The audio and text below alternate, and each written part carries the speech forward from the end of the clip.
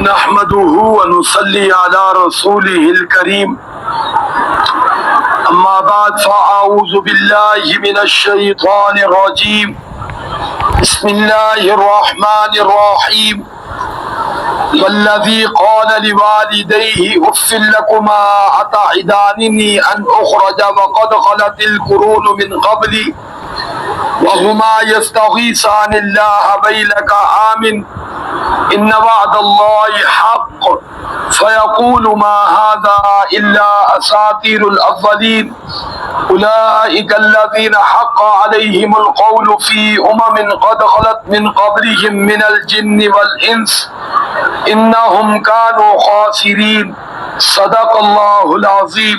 درود شریف پڑھیں. اللهم صل على محمد وعلى آل محمد كما صليت على إبراهيم وعلى آل إبراهيم إنك حميد مجيد. اللهم بارك على محمد وعلى آل محمد كما باركت على إبراهيم وعلى آل إبراهيم إنك حميد مجيد. 26واں پارہ سورۃ الاحقاف رکوع نمبر 2 آیت نمبر 17 اور 18 تلاوت کی گئی ہے.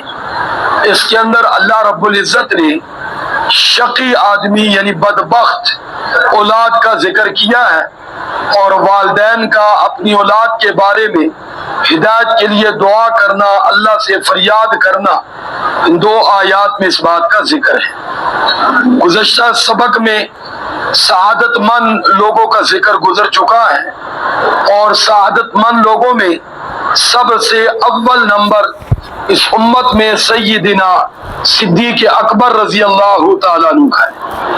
حضرت ابو بکر صدیق رضی اللہ تعالیٰ، یہ آپ ذہن میں رکھیں. پیارے آقا صلی اللہ علیہ وسلم نے اعلان نبوت 40 سال کی عمر کے بعد فرمایا. جب 40 سال عمر مبارک پوری ہو گئی تو اعلان نبوت فرمایا. اس وقت سیدنا صدیق اکبر رضی اللہ تعالیٰ عنہ کی عمر 38 سال تھی. کتنی سال تھی بولو بھائی؟ عمر کے اعتبار سے کتنے سال چھوٹے ہیں ابو بکر صدیق پاک پیغمبر صلی اللہ علیہ وسلم سے؟ 2 سال. تو اول ایمان لانے والوں میں سیدنا صدیق اکبر رضی اللہ تعالیٰ اور ان کی گھر والی، اس کا نام تھا ام رومان. کیا نام تھا بولو بھائی؟ حضرت عائشہ اور عبد الرحمن کی والدہ کا نام ام رومان ہے، وہ بھی مسلمان. اور حضرت ابو بکر صدیق کے والدہ کا نام ہے ام الخیر. کیا نام ہے بولو بھائی؟ وہ بھی مسلمان، وہ بھی صحابی ہے. اور ان کے والد کا نام ہے ابو قحافہ، وہ بھی مسلمان ہوئے. اور ان کے بیٹے کا نام ہے عبد الرحمن، وہ بھی مسلمان ہوئے. ان کے پوتے کا نام ہے عبد الرحمن کے بیٹے کا نام عتیق بن عبد الرحمن، عتیق بن عبد الرحمن، وہ بھی مسلمان ہوئے. تو صحابہ کرام میں یہ واحد شخصیت ہے کہ جن کی 4 پشتیں و یک وقت صحابی رسول ہیں. صحابی رسول یہ بہت بڑی سعادت ہے. صحابہ میں یہ واحد ہے. کیا نام ہے ان کا بولو بھائی؟ خلیفہ بلا فصل سیدنا صدیق اکبر رضی اللہ عنہ. اس کو سعادت مندی بولتے ہیں. یہ آپ ذہن میں رکھیں، اس کو سعادت مندی بولتے ہیں، اس کو سعادت کہتے ہیں. بہرحال اللہ رب العزت نے فرمایا والذی، وہ شخص قالا جو کہتا ہے لوالدیہ اپنے والدین سے، یعنی آج کے سبق میں بدبخت اولاد کا ذکر ہے. کون سی اولاد بولو؟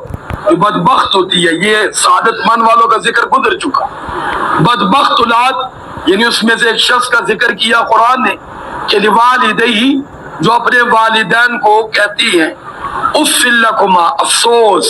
اف کا مطلب کیا ہوتا ہے؟ کسی کو ذلیل کہنا. کیا کہنا بولو بھائی؟ کسی پر افسوس کرنا، حقیر سمجھنا، ذلیل سمجھنا. ہاں جی، اس کی بات کو اہمیت نہ دے. تو بہرحال وہ کہتا ہے اپنے والدین کو اف، یعنی تف ہے تم پر، لکما تم دونوں کے لیے. کس بات پر؟ کہ وہ جو اپنے بیٹے کو سمجھاتے ہیں دین کے بارے میں، تو اس پر بیٹا الٹا یہ جملہ بولتا ہے. وہ کیا کہتے ہیں؟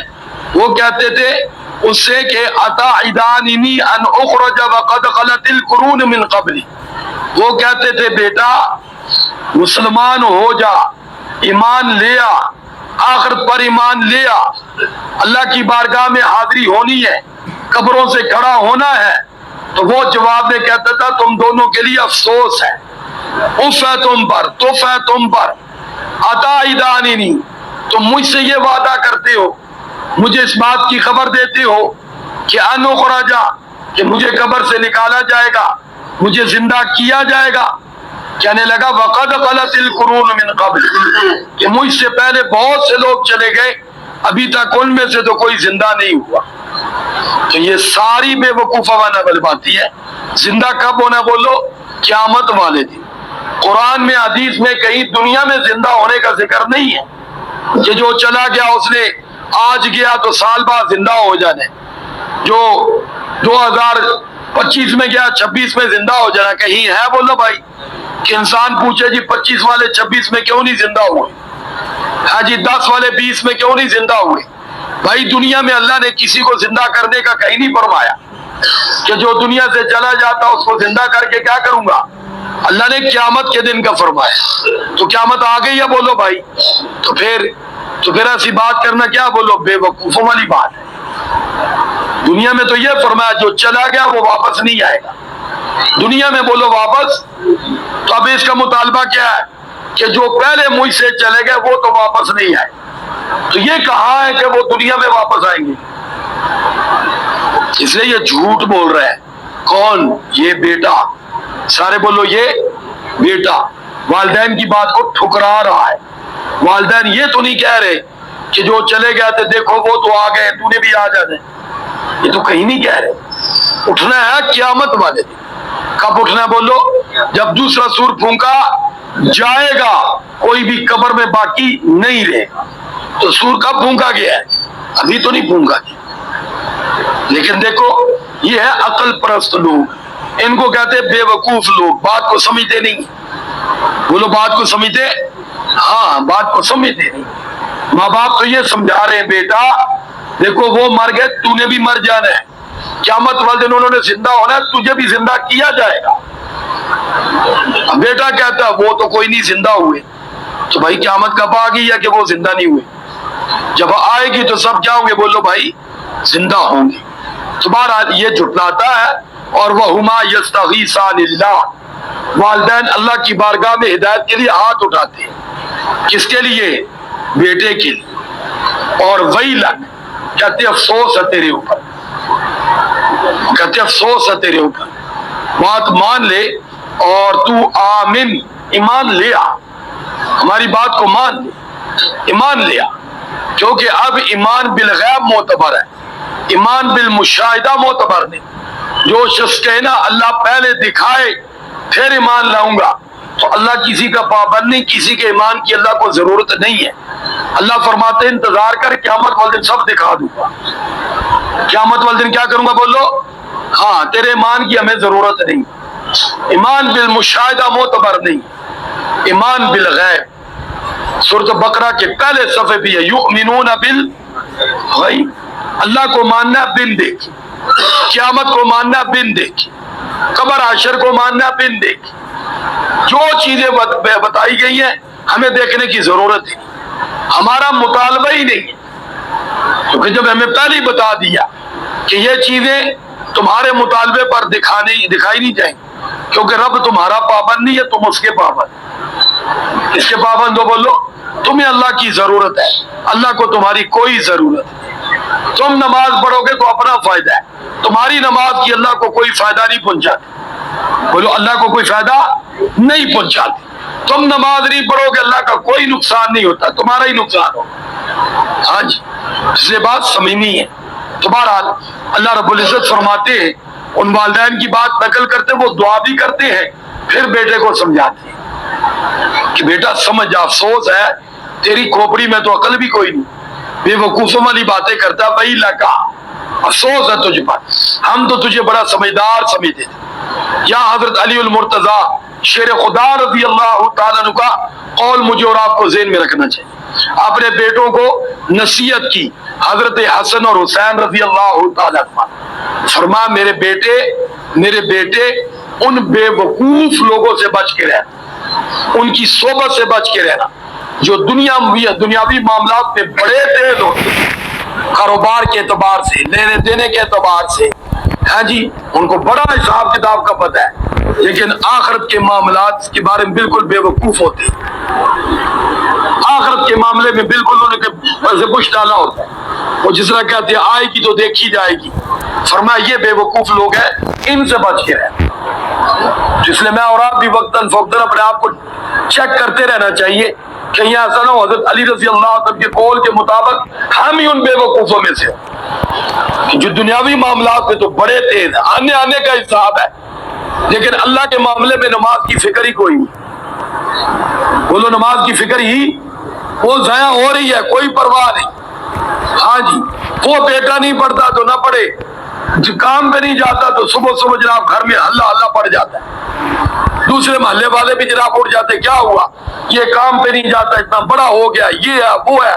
اب جتنا یہ اس پر چیخ رہا ہے، اتنا اگر اس کی نماز کی فکر کرے نمازی بن جائے گا، کام خود بخود کرنے لگ جائے گا. کیونکہ نماز کے بارے میں آتا ہے کہ نماز بے حیائی اور بری باتوں سے کیا کرتی ہے، روکتی ہے. تو ماں باپ کی بات نہ ماننا یہ بھی تو بری بات ہے.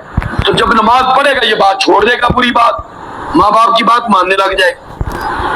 تو پہلے اولاد کا تعلق رب سے جوڑ دیں، اللہ تمہاری فرما بردار بنا دے گا. اور اگر تم نے رب سے نہ جوڑا تو جو رب سے ٹوٹے گا وہ تو کسی کا نہیں بنے گا. بولو وہ تو کسی کا. تو یہ بھی میں اور آپ دیکھیں، ہم اس معاملے میں بڑے سمجھدار. گھر والی ہمارے کام میں کمی پیشی کرے تو اس کی ٹھکائی سب کچھ ہو جاتا ہے، لیکن اس کی زندگی گزر گئی، کبھی نماز نہیں پڑھی. شور پکا نمازی ہے لیکن اس کو اس کی ٹینشن ہی کوئی. الٹا کہہ دیتا نہیں پڑے گی، آپ پہ جہنم سے جائے گی، میں کی تجھے بھی ساتھ لے جائے گی. یہ ذہن میں رکھے، تجھے بھی کدھر لے جائے گی؟ بولو. ہاں، عورت کے بارے میں آتا ہے 4 مرد ساتھ لے جائے گی.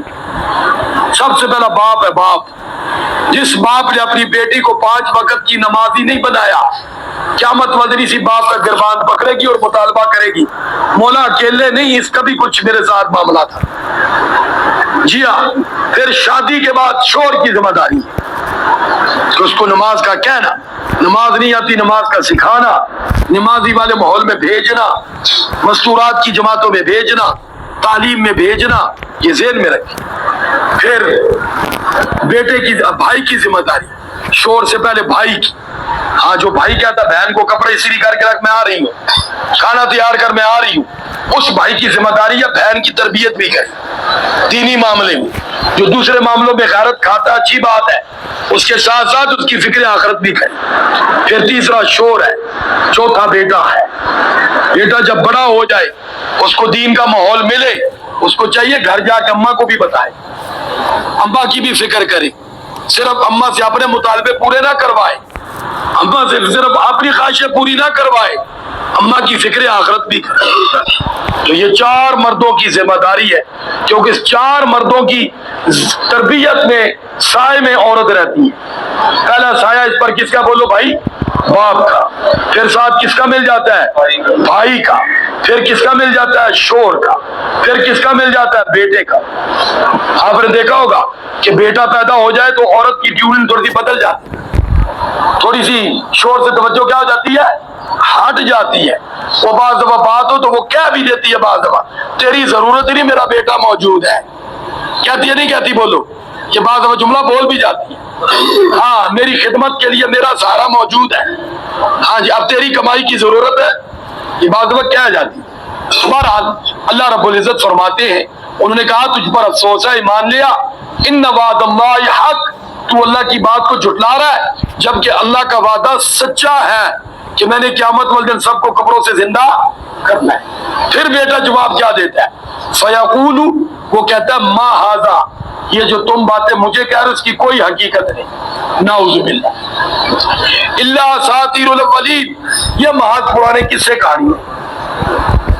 یہ یاد رکھنا، عموماً انہی والدین کو اولاد جواب دیتی ہے جنہوں نے بچپن میں اس کو دین کی تعلیم نہیں دلوائی ہوتی. یاد رکھنا یہ انہی والدین کو وقت دیکھنا پڑتا ہے کہ جو ایک وقت ہوتا ہے نا بچے کا کہ اس کو دینی ماحول میں بھیجا جائے, دینی تربیت کی جائے, اس کو دین کی تعلیم دی جائے, دین سکھایا جائے. ان کو کبھی بیٹے سے ایسی باتیں سننا نہیں پڑتی. اور جو اس وقت ان کو جناب خاص طور پہ دنیاوی معاملات میں اس کی خواہشیں پوری کرنے میں, اس کے کھلونے اور من پسند اس کے جناب وہ کپڑے اور جوتیوں کے چکر میں پڑے رہے, پڑھ لے گا ابھی تو بڑا ہو جائے گا, نمازیں بھی پڑھ لے گا, ابھی تو کھیلنے کودنے کی عمر ہے. تو ان کی عموماً جب بڑا بچہ ہو جاتا ہے تو یہی معاملہ پیش آ جاتا ہے. بڑے بڑے نمازی, بڑے بڑے مولوی, بڑے بڑے پیر, ان کے ساتھ یہ معاملہ پھر اولاد کی طرف سے پیش آ جاتا ہے. اور یہ اپنی غفلت ہوتی ہے عموماً. ہاں جی, وہ کہتے ہیں نا بچے بھی نرم شاخ کی طرح ہوتے ہیں. نرم شاخ ہو نا جی تو آپ جدھر سے مرضی اس کو موڑ دیں ادھر ہی مڑ جاتی ہے. تو سخت ہو جائے نا شاخ, اس کو آپ موڑنا چاہیں گے تو ٹوٹ جائے گی, بولو مڑے گی. تو بچے بھی ایسے ہوتے ہیں, بچپن میں نرم ہوتے ہیں, جدھر کو مرضی روک موڑ دو. مسجد میں لاؤ, مسجد میں آنے کے لیے کیا بولو بھائی تیار ہے. تو بہرحال آگے اللہ رب العزت نے دوسری آیت میں فرمایا اولئک الذین حق علیہم القول فی امم, یہی وہ لوگ ہیں کہ جن پر اللہ کی بات پہلی امتوں میں بھی ثابت ہو گئی کہ یہ لوگ نقصان اٹھائیں گے. کیا اٹھائیں گے بولو بھائی.